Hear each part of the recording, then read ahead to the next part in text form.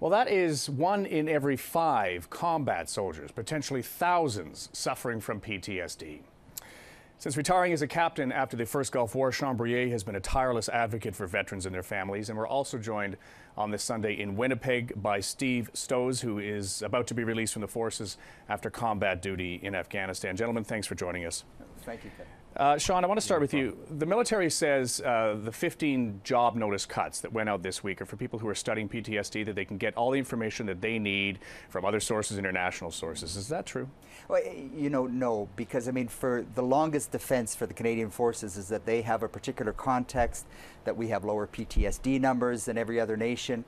So in essence, for the past 10 years, they've been telling us that, you know, Canada has to do its own research. And yet when the cuts come, they then backtrack on cutting these epidemiologists, and we will not have the specific Canadian picture.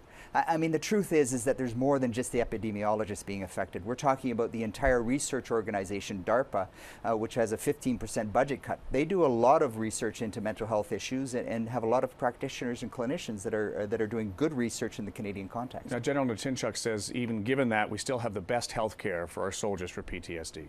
I mean, I have a lot of respect for General Natinchuk. He's a good, compassionate man. However, who's labeling it the best health care for soldiers? I mean, problem is in the military is that we don't have a feedback mechanism to really evaluate, are the soldiers in need getting their needs met? And I would hazard to probably question General Natinchuk in this aspect. All right, well, let's go to Steve with that very question then. Steve, thanks for joining us to talk about this. You were injured physically in Afghanistan. You're suffering some of the emotional impact. Are you getting the care that you think you need? Well, I can tell you this, most of my psychological injuries are coming from not getting the proper physical care. Since I've been home, I've been fighting nonstop for my own care kind of deal. And that's just brought such a psychological toll on me that it's been devastating to my whole life and my whole mental state. I have a battle with the medical system, and then as well one with Veterans Affairs. So what happens, Steve? Is it that they don't believe you, or is it that there's so much red tape around it? Well, I know I'm a very complex case because I have been blown up 3 times and I have multiple injuries, but it's just, it seems like I was the back of the bus kind of deal. And the problem doesn't lie within the staff that at the 11 Health Services in Shiloh. It more or less lies in the lack of staff. Like at one point we had no physiotherapists on base, no case management. I had to take my own case and manage it. Try and do that with head injuries. It was such a mess to try and keep your life straight and then take these battles on and then try and meet all your appointments, try and get appointments for that matter. So. And have you been diagnosed with PTSD yourself? I don't have PTSD. I've got 14 out of the 15 symptoms of it. Like, I don't have flashbacks from Afghanistan, or the dreams I have I don't particularly mind. It's most of my psychological stuff comes from the fight after. I suffer depression, anxiety, paranoia, that kind of stuff. So almost everything's there for PTSD, just that one portion. And so therefore you're not qualified for any sort of help for PTSD. Now let me ask you, has anybody from the military, because you've been speaking out about this week, has anybody called you up and say, hey, you got to stop talking about this stuff?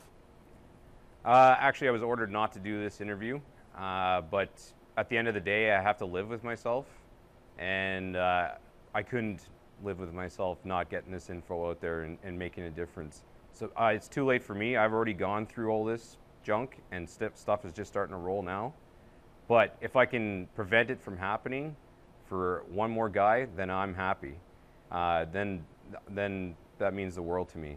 So when they told you not to do the interview, did they talk about any consequences of doing the interview? Well, yeah, it's disobeying a direct order by being here. But this cause is more worthy than the cause in Afghanistan, and I was willing to die for the cause in Afghanistan, to me. So wow. That just goes to show how much this means to me.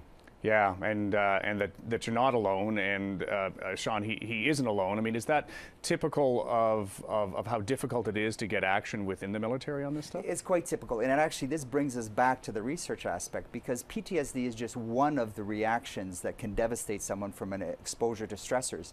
The other two, which Steve is directly talking about, are called moral injury and grief. I mean, loss of something that he cherishes, which is his military career. And when there's a lack of social support, then the PTSD symptoms, the #1 predictor that they will become worsened and become chronic, is the lack of social support. And that's exactly what Steve's talking about. And this is widespread across the entire population of veterans that are trying to, and soldiers that are trying to access benefits. When they encounter red tape, when they encounter a lack of resources, they encounter delays, that this makes the situation worse. So it's highly counterproductive for DND. It's highly counterproductive for society to be treating these soldiers this way. Now, we'll be hearing from a member of the government on this issue in a moment, but is the problem the political will, or after all the years that you've looked at this, is the problem that people inside the chain of command still don't get it?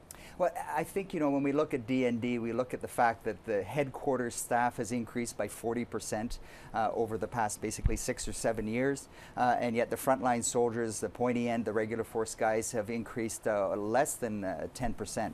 So what we're talking about is a bureaucracy that's gone out of control. It's the same thing at Veterans Affairs. They're out of touch of what frontline needs are. They're out of touch of what it means to serve in the military in a combat zone. So they're making these cutbacks without understanding what's needed. Now, General Leslie, who wrote that quite damning report about how the military needs to be restructured, clearly pointed out that it's not the frontline staff that should be cut, such as epidemiologists that are doing research or service providers. He talked about the headquarters that have grown by 40%.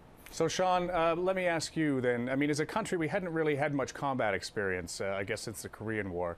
You're the first generation, Steve, that's coming out with this kind of experience. And, you know, is it fair to say that maybe headquarters was a little surprised, that they're a little overwhelmed, or how does it feel to you on the inside? Well,